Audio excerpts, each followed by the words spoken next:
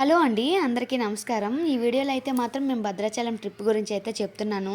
ఈ వీడియో అయితే స్కిప్ చేయకుండా చూడండి. ఎందుకంటే ఈ వీడియోలో చాలా విషయాలు మీకు తెలుస్తాయి. ఎవరు వెళ్ళని వాళ్ళు కూడా ఈజీగా వెళ్ళొచ్చు. వన్ డేలోనే దర్శనం అయిపోతుంది. అది ఎలాగైతే మాత్రం ఈ వీడియోలో చూసేద్దాం. అంతవరకు వీడియోని స్కిప్ చేయకుండా చూడండి.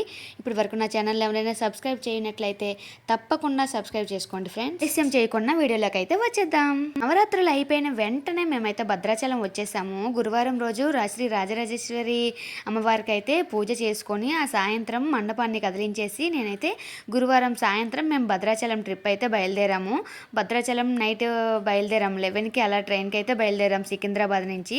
అక్కడ భద్రాచలంలో దిగాము. భద్రాచలం నుంచి ఇంకా 40 మినిట్స్లో అయితే మనకి టెంపుల్ అయితే వస్తుంది. అక్కడ నుంచి 40 మినిట్స్లో అయితే మనం ఆటో ఏదైనా బుక్ చేసుకొని భద్రాచలం గుడికి వెళ్ళాము. అక్కడ ఏదైనా రూమ్ తీసేసుకొని అక్కడ ఫ్రెష్ అయిపోయి ఇంకా గుడికి అయితే వచ్చేయడమే. కొంతమంది ఆకలితో ఉండలేకపోయిన వాళ్ళు అయితే టిఫిన్ అయితే చేసుకోవచ్చు, లేదంటే వెంటనే అయితే దర్శనంకి వెళ్ళిపోవచ్చు. ఇంకొకన్న ఆ రోజు ఫ్రైడే ఏకాదశి పడింది. రాములవారికి ఇష్టమైన రోజు. రాములవారి కళ్యాణం కూడా జరుగుతుంది. టెంపుల్లో చాలా బాగా కళ్యాణం అయితే చేశారు. గుడిలో అయితే చాలా బాగా ఫోటోలే అలౌ చేయరు. కానీ మా అన్నయ్య వాళ్ళ ఫ్రెండ్స్ అలా తెలిసిన వాళ్ళు ఉంటే మేము గర్భగుడిలోకి వెళ్ళి పూజ అయితే జరిగింది. చాలా బాగా అయితే చేసుకున్నాం. పంచి కట్టుకున్న వాళ్ళని అయితే అలౌ చేస్తున్నారు. సో గర్భగుడిలో అయితే పూజ కళ్యాణం అన్నీ చూసాము. కూర్చున్నాం ప్రశాంతంగా. ఒక 15 మినిట్స్ వరకు గర్భగుడిలో ఉంచారంటే గ్రేట్ కదా. ఫస్ట్ టైం అలా అంత పెద్ద టెంపుల్లో మేము గర్భగుడిలో అంత టైం ఉండి కూర్చొని పూజ చేసుకోవడం ఫస్ట్ టైం. చాలా టెంపుల్స్కి వెళ్ళాం కానీ క్యూలో వెళ్ళి వచ్చేయడమే కానీ ఎలా అయితే చూడలేదు. ఫస్ట్ టైం అయితే చూశాను భద్రాచలం టెంపుల్. ఇంకా అక్కడ సీతమ్మ వారిది అర్ణశాల, ఇంకా కుటీరము, అక్కడే అరుణాచలం, చిన్న అరుణాచలం ఉంది. అరుణాచలంలో 1008 శివలింగాలు ఉన్నాయి. ఆ వీడియో గురించి అయితే చెప్తాను. సో వీడియోలోకి అయితే వెళ్ళిపోదాం ఏంటనేది. గోదావరి నది దగ్గరికి అయితే వచ్చేస్తున్నాం కదా. సో గోదావరి నది ట్రైన్ చెప్పాను కదా, ట్రైన్ దిగిన వెంటనే మనిషికి 200 రూపీస్ అయితే తీసుకున్నారు. ఇంకా ఆటోకి 1 అవర్ అలా పడింది భద్రాచలం స్టాప్ నుంచి మనం భద్రాచలం టెంపుల్కి. అక్కడ డైరెక్ట్గా అయితే ట్రైన్ లేదు భద్రాచలం టెంపుల్ వరకు. అక్కడ నుంచి అయితే ఆటో బుక్ చేసుకున్నాం. 200 తీసుకున్నారు. సో 1 అవర్లో అయితే మేము దిగిపోయాము. భద్రాచలం గోదావరి నది చూడండి, చాలా ఎక్కువ వాటర్ ఉంది. బోటింగ్ లాంచ్లో వెళ్తే చాలా బాగుంటుంది పాపికొండల మధ్యలో అయితే. కానీ అలా కుదరలేదు. పిల్లలు భయం వేసింది కూడా మాకు. ఆ బోట్ ఎక్కడానికి కూడా చాలా భయం వేసింది. యాక్చువల్గా వర్షాకాలం కదా. సో వేరే సీజన్లో వెళ్తే మాత్రం కొంచెం అలౌ చేయొచ్చేమో, కానీ వాటర్ ఫ్లోటింగ్ మామూలుగా లేదు, చాలా ఎక్కువ ఉంది. ఇంకా నవరాత్రులు ఒకటి అయిపోయాయి కదా. నవరాత్రులు అయిపోయి 11 రోజులకి అమ్మవారిని నిమజ్జనం చేయకూడదని చెప్పి శనివారం రోజు నిమజ్జనం అయితే చేస్తున్నారు అందరూ. ఇంకా దుర్గామాతలు, నవరాత్రులు అమ్మవార్లు అన్నీ కూడా అప్పుడే నిమజ్జనం చేస్తున్నారు. గోదావరి నది అయితే ఖాళీ అయితే లేదు. సో మేమైతే గోదావరి నదికి అయితే వచ్చేసాం. ఫస్ట్ దర్శనంకి ముందు అయితే మాత్రం రూమ్లోకి వెళ్ళి ఫ్రెష్ అయిపోయి వచ్చిన వెంటనే ఫస్ట్ గోదావరి నదికి వెళ్ళాము. బోటింగ్ అయితే ఎక్కుతానని పిల్లలు ఏడుపు. సో మేమైతే వద్దని చెప్పాము. సో ఇంకా అక్కడ ఏకాదశి దీపాలు వదలండి గోదావరి నదిలో, చాలా బాగుంటుంది అన్నారు. అక్కడ భవానీ మాతలు అందరూ అక్కడ స్నానం అయితే చేస్తున్నారు. గోదావరి నదిలో అయితే మేము స్నానం చేయలేదు పిల్లలతో. ఇంకా నీళ్ళైతే పైన తలపైన చిలికించుకున్నాము. రూమ్లోనే స్నానం చేసి ఫ్రెష్ అయ్యి వచ్చి గోదావరి నదిలోనైతే దీపాలు, ఒత్తులు, పసుపు, కుంకుమ, పువ్వులు, ప్రసాదాలు, ఇంకా 101 ఒత్తులు కూడా కొనుక్కొని అయితే వదిలేసాము నదిలో. అయితే పూజ అయితే చక్కగా అయిపోయింది. అమ్మవారి విగ్రహాలు కూడా అక్కడే అటు సైడు నిమజ్జనం అయితే చేస్తున్నారు. ఎక్కడా ఖాళీ లేదు. సో పిల్లలతో పాటు కొంచెం ఇటువైపు దూరంగా వచ్చాము మేము. ఈ ఖాళీ ప్లేస్ చూసుకొని వచ్చాము. అటువైపు భవానీలు స్నానం చేస్తున్నారు. ఇంకా అయ్యప్పలు అందరూ ఉన్నారు. సో ముట్టుకోకూడదని చెప్పి ఇక్కడికైతే వచ్చాము. ఇంకా ఇక్కడైతే పూజ అయితే గోదావరి నది అయిపోయిన వెంటనే మేము టెంపుల్కి వెళ్ళాలని అయితే అనుకుంటున్నాము. సో పిల్లలు ఆకలి అంటే టిఫిన్ పెడతాము, లేదంటే డైరెక్ట్గా గుడిలోకి వెళ్ళి అన్నప్రసాదం తినేద్దామని అయితే అనుకుంటున్నాం. మరి ఏమైతే నేను భద్రాచలం వచ్చాను. భద్రాచలం ఎప్పటి నుంచో అనుకుంటున్నాను కానీ కుదరలేదు. అనుకోకుండా నవరాత్రులు తల్లి, నవరాత్రులు అయిపోయిన వెంటనే ఇంకా ఆ రోజే ఇంకా బయలుదేరిపోయాము. ఇన్ని రోజులు ఈ 11 రోజులు అమ్మవారిని వదిలి నేను తలుపు వేసి ఎక్కడికి వెళ్ళకూడదని చెప్పి వెళ్ళలేదు. డోర్ అయితే క్లోజ్ చేయలేదు. 11 రోజులు కూడా ఓపెన్లోనే ఉంచుకున్నాను. ఎందుకంటే ఇంట్లో అఖండ దీపం ఉంది కదా, అందుకని చెప్పి ఉంచుకున్నాను. సో అందుకే అమ్మవారిని మండపం కదిలిపించిన తర్వాత ఆ నైట్ 11కి అలా నేనైతే స్టార్ట్ అయ్యాను. 11కి స్టార్ట్ అయ్యాను. అమ్మవారిని బయటకు పంపించుకోవడం శనివారం మొత్తం తీయొచ్చు. సో అమ్మవారిని కదిపించేసి నేను భద్రాచలం బయలుదేరమని అయితే స్టార్ట్ అయ్యాను. గాలేసేస్తుంది ఫుల్లుగా గోదావరి నది దగ్గర. ఒత్తులు వెలిగిస్తుంటే మాత్రం ఊరికే అగ్గిపెట్టె మొత్తం అయిపోయింది గానీ, ఒత్తయితే వెలగట్లేదు. సో, అప్పుడు పచ్చకర్పూరం వేసి, హారతి కర్పూరం వేసి మళ్ళీ వెలిగించాను. సో, మా ఆయన పంచె అయితే వైట్ పంచె మొత్తం బ్లాక్ అయిపోయింది. అంత మడ్డిగా ఉన్నాయి వాటరు. ఎందుకంటే, ఈ మధ్య వర్షాలు ఎక్కువ పడ్డాయి కదా! వర్షాల వల్ల ఫ్లోటింగ్ అయితే ఎక్కువ ఉండడం వల్ల బురద బురద అయిపోయింది వాటరు. అక్కడే స్నానాలు కూడా చేస్తున్నారు కదా! సో, భద్రాచలం టెంపులు యాక్చువల్‌గా టెంపుల్ లోపల ఫోనే అలౌ చేయరు. అలాంటిది మాకు ఫోన్ కూడా లభించింది. అది ఎందుకంటే మా అన్నయ్య వాళ్ళ ఫ్రెండ్ ఉంటే ఆయన వాళ్ళ నాన్నగారు అయితే పంతులు గారు అక్కడే పనిచేస్తారంట. సో అందుకు మాకు ఫోటోలు అయితే కొంచెమైనా అలౌ అయ్యాయి. అది కూడా కొంచెం భయంగానే తీసుకున్నాము ఫొటోస్ అయితే మాత్రం. భద్రాచలంలో ఫోటో దిగడం కూడా ఎక్కువే. నాకైతే యూట్యూబ్ కోసమే దొరికింది అనుకోవచ్చు. ఇదైతే కళ్యాణము. ఇంకా సీతారాముల వారి కళ్యాణం అయితే ఇక్కడే చేస్తారట. ఇయర్లీ వన్స్ అయితే కళ్యాణం జరుగుతుంది. చాలా బాగా లోపల కళ్యాణం అయితే జరుగుతుంది. రీసెంట్గా చూసాం కదా సీతమ్మ వాకిట్ల సిరిమల్లె చెట్టు సినిమాలో వాళ్ళకి కళ్యాణం అయితే చేస్తారు కదా. లాస్ట్ క్లైమాక్స్లో అక్కడ యాక్సిడెంట్ అవుతుంది, కరెంట్ పోల్స్ అన్నీ పడిపోతాయి కదా. సో ఆ మూవీలో అలానే ఇక్కడైతే అదే జరిగింది. ఆ కటౌటే. సో ఇప్పుడైతే ఖాళీగా ఉంది టెంపుల్. ఎందుకంటే ఏకాదశిలో ఓన్లీ టెంపుల్లో ఫ్లోటింగ్ ఉంది, కళ్యాణంలో అయితే ఇంకా ఫ్లోటింగ్ అయితే లేదు. సో మళ్ళీ ఇయర్లీ వన్సే అలా రెడీ చేస్తారంట. ఫుల్ ఖాళీ అయితే ఉండదు.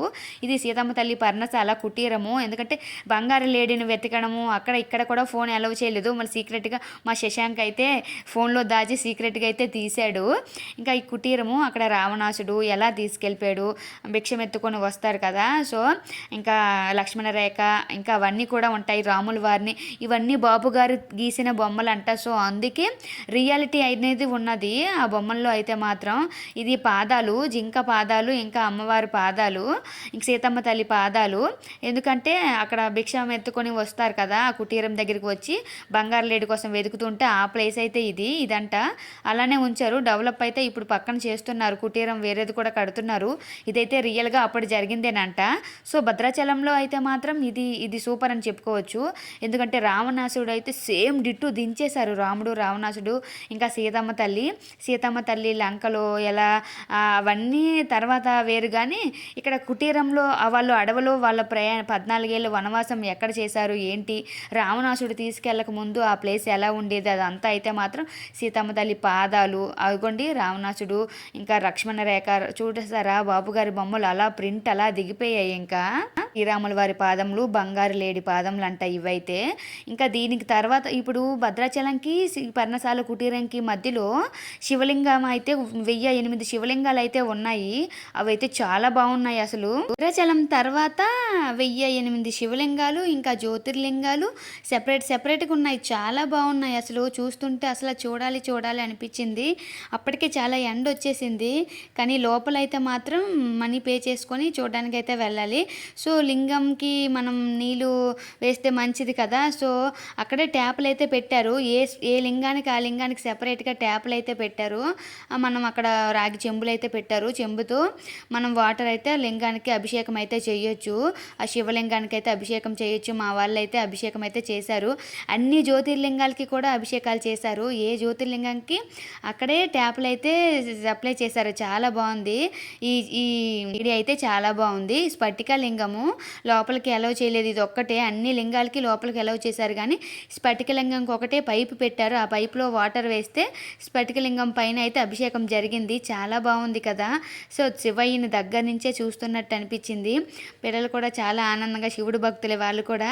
సో వాళ్ళు కూడా చాలా ఆనందంగా చూశారు. శివయ్యకి అభిషేకం చేసామనే పుణ్యం దొరకడం కూడా గొప్ప అదృష్టం. అదైతే మాకైతే దొరికింది. చాలా బాగా హ్యాపీగా ఫీల్ అయ్యాం మేమైతే.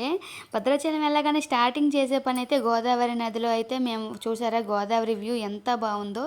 గోదావరి నదిలో ఫస్ట్ వెళ్ళాము. అక్కడ దీపాలు వెలిగించాక భద్రాచలం టెంపుల్కి అయితే వెళ్ళాము. టెంపుల్లో కూడా చాలా తొందరగా దర్శనం అయిపోయింది. తెలిసిన వాళ్ళు ఉన్నారని చెప్పాను కదా. సో ఏకాదశి అయినా ఇంకా నాకు చాలా ఇష్టమైన రోజు ఫ్రైడే అయితే పడింది. సో గుడికి అయితే పూజ అయితే చాలా చక్కగా అయిపోయింది. దర్శనం అయిపోయినాక ఖాళీగా అయితే ఉన్నాము. మా అన్నయ్య వెంకటనాయుడు అన్నయ్య సో వీడియో అయితే తీస్తున్నారు. నీకైతే యూజ్ అవుతుంది తీసుకో అమ్మ అని చెప్పి ఫోన్ అయితే అలౌ చేయలేదు కానీ సీక్రెట్గా అయితే తీసేసాము మేము. ఇంకా అలా అయితే పూజ అయితే అయిపోయింది. ఇది సీతమ్మ వారి పర్ణశాల. ఇంకా ఇక్కడ చూసేసుకొని మేము లంచ్ చేసేసి ఇంకా వెళ్ళాలి. వేగంగా దర్శనం అయిపోయింది మాకైతే భద్రాచలంలోని. తొందరగా మార్నింగ్ టిఫిన్ అయిపోయినాక భద్రాచలం అన్నదానం టికెట్స్ అయితే తీసుకున్నాము. 10 గంటలకే తీసుకున్నాము. ఫుడ్ అయితే వాళ్ళు 12కి పెడతారంట. సో 2 అవర్స్ ఏం చెయ్యాలి, అక్కడి నుంచి సీతమ్మ తల్లి కుటీరంకి వెళ్ళాలంటే రిటర్న్ వచ్చేసరికి 6 అయిపోద్ది. సో ఫుడ్కి మిస్ అవుతాం కదా, అందుకని ఆ 2 అవర్స్ కూడా మేము అక్కడ కళ్యాణ మండపం దగ్గర కూర్చున్నాము. అక్కడ మండపంలో ఏకాదశి కదా, సీతారాముల వారి కళ్యాణం అయితే జరుగుతుంది. అక్కడ కూర్చున్నాం. తర్వాత అన్నదానంకి వచ్చాం కళ్యాణం అయిపోయినాక. చూసారా కళ్యాణం, అన్నదానం కూడా ఫోన్ అలౌ చేయలేదు కానీ తీసేసాం ఏదో. కానీ బాగుంది ఫుడ్ కూడా చక్కగా తిన్నారు అందరూ. యాక్చువల్గా నేను టోకెన్ తీసుకున్నాను కానీ ఫుడ్ అయితే తినలేదు. వాళ్ళతో పాటు కూర్చోవాలని చెప్పి కొంచెం ప్రసాదమైన ఏదైనా స్వీట్ ప్రసాదమైన దొరుకుతుందేమో అనుకున్నాను. సో ఆ పరమాన్నం స్వీట్లో కూడా కిస్మిస్ చూశాను. సో నాకైతే శుక్రవారం కదా తినాలనిపించలేదు. ఆ రోజు ప్రసాదం అయితే మిస్ అయ్యాను, రాముల వారి ప్రసాదం. రూమ్కి వచ్చేసాక మా వాళ్ళు చూడండి ఎలా ఆడుతున్నారో. ఇంకా వాళ్ళ బావలు వాళ్ళు ఎప్పుడు కొట్టుకోవడం తన్నుకోవడమే ఉంటుంది. ఇంకా రూమ్కి వచ్చి మేమైతే ఇంకా మళ్ళీ ఆ రోజే ట్రైన్కి అయితే వెళ్ళిపోవాలి. మాకు 10:30కి ట్రైను. ఇంకా ట్రైన్కి వెళ్ళిపోవాలి. అప్పటిలోకి వీళ్ళు రెడీ అవ్వండి అని అంటే ఇంకా కొట్టుకోవడానికి టైం లేదంట, ఇప్పుడే కొట్టుకుంటున్నారు. బాదుకోవడమే ఎప్పుడు. హాలిడేస్ అయితే బాగా ఎంజాయ్ చేశారు బావలతో. అయినా స్కూల్ టైం అయిపోయిందని ఫీల్ అవుతున్నారు, ఇంకా మిస్ అవుతున్నారంట. ఇంకా హాలిడేస్ కావాలంట మా వాళ్ళకైతే మాత్రం. సో ఇదైతే ఇక్కడ బాగా అమ్ముతున్నారు. ఏంటవి బొమ్మలు చాలా బాగా అమ్ముతున్నారు. కానీ నేనైతే తీసుకోలేదు, కాస్ట్ చాలా ఎక్కువగా ఉంది, అందుకనే తీసుకోలేదు. అక్కడైతే ప్రసాదాలు అన్నీ కూడా ఇచ్చారు. ఇవిగోండి మాకు టికెట్స్, మనల్ని స్కాన్ చేస్తే అన్నదానం టికెట్స్ అయితే ఇస్తున్నారు. ఇది కళ్యాణ మండపంది అయితే. పూజ అయితే చాలా చక్కగా జరుగుతుంది, ఎవరైనా తప్పకుండా వెళ్ళండి. నైట్ రిటర్న్ అయ్యేటప్పుడు మాకు అక్కడ ఆటోలే దొరకలేదు, చాలా వరకు దొరకలేదు. వెయిట్ చేసాము, ట్రైన్ మిస్ అవుతామేమో అని భయం వేసింది. లాస్ట్కేమో ఒక ఆటోలో అయితే దొరకలేదు, అందరూ చాలా భయం వేసింది కూడా అక్కడ. అప్పుడు బస్సు అయితే దొరికింది. ఆ బస్సు నుంచి మేము స్టేషన్కి అయితే ఆర్టీసీ బస్కి ఎక్కిపోయాము. అక్కడ అటు నుంచి 200 పర్సన్ అయితే తీసుకున్నారు, కానీ బస్కి అయితే పిల్లలకు కూడా టికెట్ తీసుకోలేదు. మేమే వెళ్ళిపోయాము. ఇంకా అక్కడ వెంటనే ఇంకా ట్రైన్ అయితే సికింద్రాబాద్కి అయితే ఎక్కేసాము.